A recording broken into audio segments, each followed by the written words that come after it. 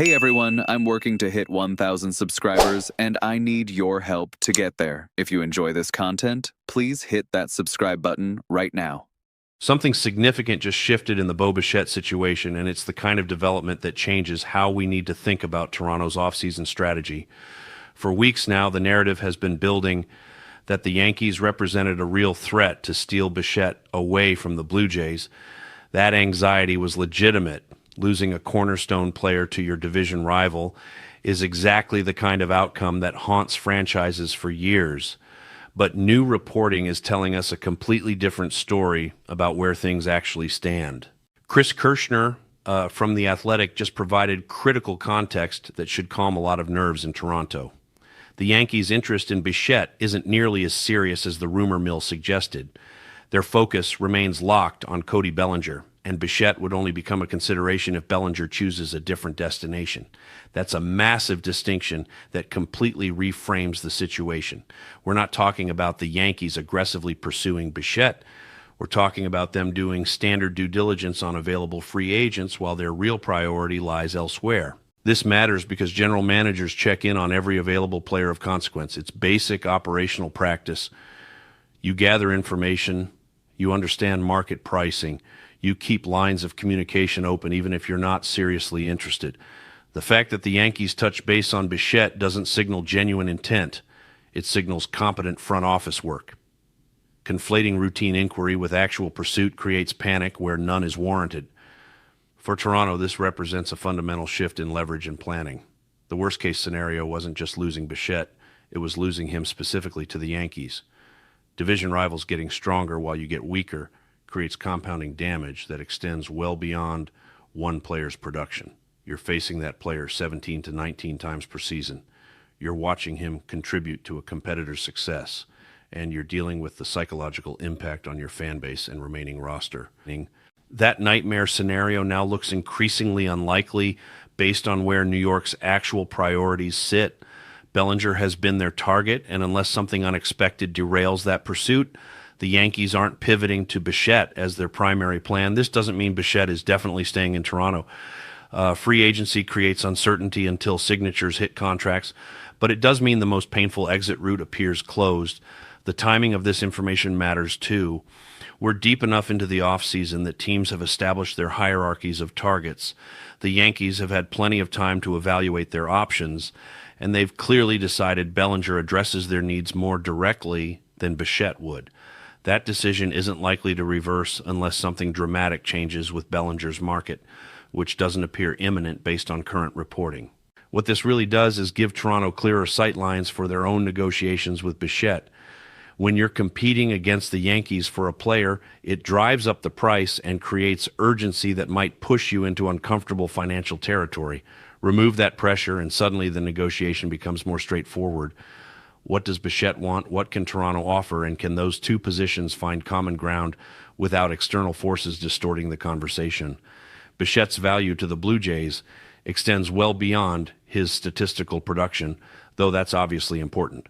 He's been a core piece of this roster, someone who represents continuity and organizational identity. When fans think about the Blue Jays, Bichette is part of that mental image. Losing him wouldn't just create a hole at shortstop. It would represent a fracture in the team's foundation that ripples through the clubhouse and the fan base. The emotional and psychological components of roster construction get underestimated constantly. Yes, you can theoretically replace any player's production if you allocate resources correctly, but you can't easily replace what a homegrown star means to your fan base, especially when that player has been central to your identity for years. Bichette leaving for the Yankees specifically would have created bitterness and frustration that transcends wins and losses. It would have felt like a failure of organizational vision. Now Toronto can approach this situation with more confidence. They're not scrambling to match an inflated offer from a desperate rival. They're negotiating from a position where keeping Bichette is the default outcome unless something unexpected emerges. That's a fundamentally different dynamic than trying to prevent him from leaving for New York. The Blue Jays front office understands what's at stake here. Keeping your core intact while remaining competitive requires careful financial management and strategic planning. You can't overpay just for the sake of retention, but you also can't be so rigid that you lose foundational players over contractual details. Finding that balance is what separates successful organizations from ones that perpetually rebuild. Bichette's presence affects how other players view the organization too. When core players leave, especially to rivals, it sends a message about organizational commitment and competitiveness. Keeping him signals that Toronto is serious about building around their established talent rather than constantly churning through players. That matters for future free agent negotiations and for keeping current roster members engaged and committed.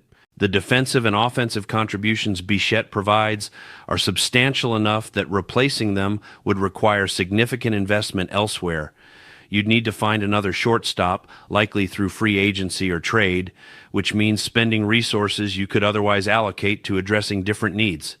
Keeping him maintains roster stability while allowing you to focus your offseason energy on supplementary additions rather than emergency replacements. What makes this particularly encouraging for Toronto is that they're not just avoiding a negative outcome, they're positioning themselves to secure a positive one.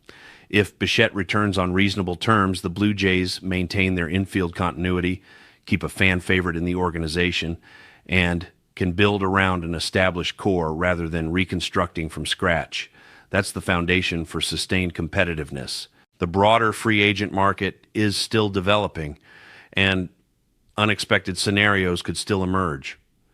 But based on what we know right now, the path for Bichette staying in Toronto looks significantly clearer than it did when Yankees' interest seemed substantial. That's not guaranteed, nothing is, until contracts are finalized. But it shifts the probability significantly in Toronto's favor.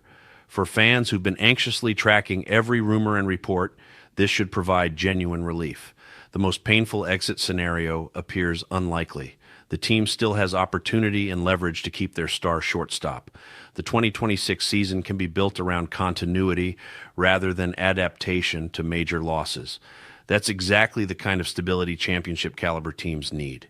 The Blue Jays aren't just trying to avoid disaster here, they're trying to build something sustainable and competitive. Keeping Bichette is central to that vision, and the latest reporting suggests they have a legitimate path to making that happen.